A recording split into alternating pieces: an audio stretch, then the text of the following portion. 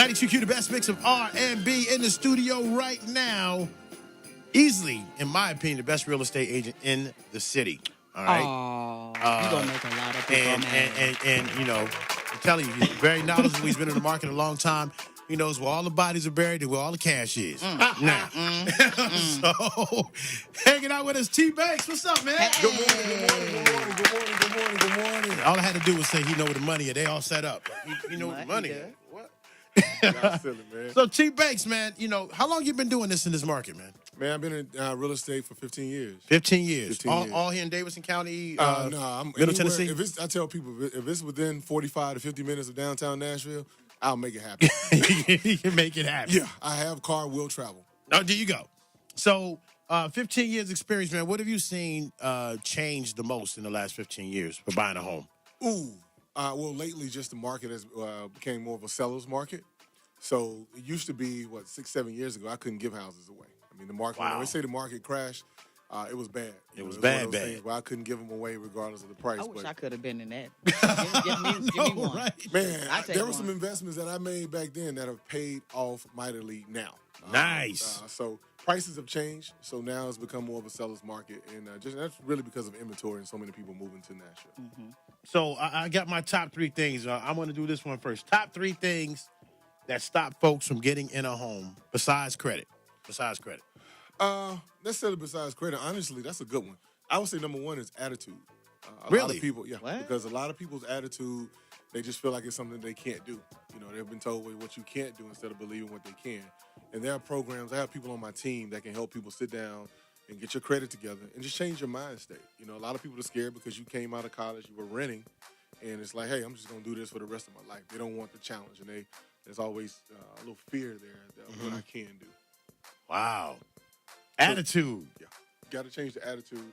And then, of course, number 1 is just planning. A Right. lot of people want to say, well, my lease is up in 2 months, so I'm just going to go ahead and renew for another year. Well, 7 years have passed, and you keep saying the same thing. Mm-hmm. Yep. So- I know plenty of people like that.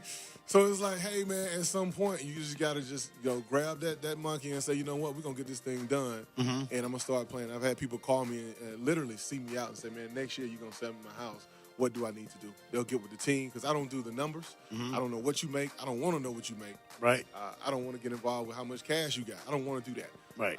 You get with the team and y'all discuss the numbers and you put that plan together and then we take it from there. So attitude, planning, and one more thing.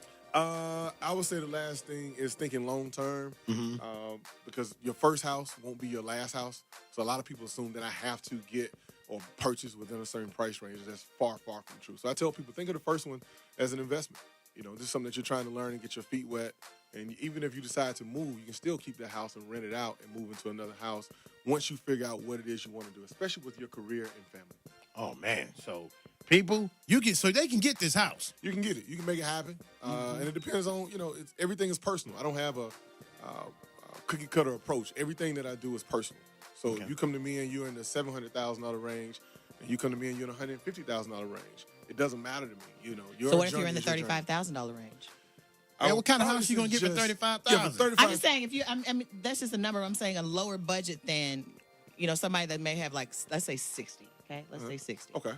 Is that something that you can work with, or you put them on a plan to go further to 7, get the 8 house? years ago, we probably would have found you something for 60. But if it's 60 now, you probably don't want to stay in it. Okay. It's going to be one of those sounds like an investment type property. So, but again, you get with the team and you guys come up with the numbers so we can say, you know what, in order to get you in something nice, and I say nice, you can find nice cribs in Nashville for $135,000. It may be a townhouse, may not be necessarily what you want right then, but you got to think long term. We're just trying to get you in something so that you can feel comfortable in the next 3 to 4 years. You can move and get what you really want. Okay.